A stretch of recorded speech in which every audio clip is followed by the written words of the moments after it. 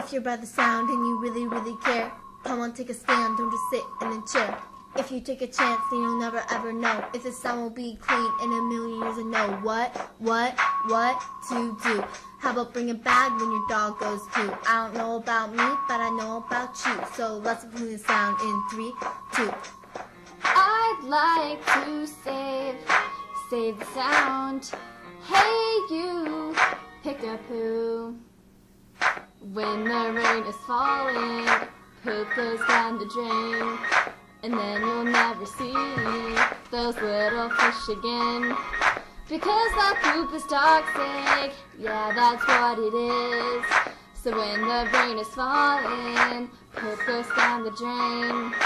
If you like my sewage, I'll tell you why I don't. Because I don't want to swim in that doggy poo-poo, no. I don't ever want to see you leave that poop behind. Cause when the rain is falling, I'll tell you what you'll find. Hookworms, roundworms, even those with tapeworms. How do you take its oxygen into a little fish tank?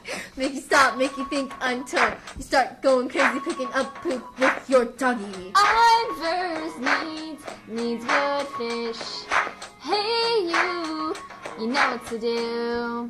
The state needs some people coming all around. But they don't want to see nothing in the sound.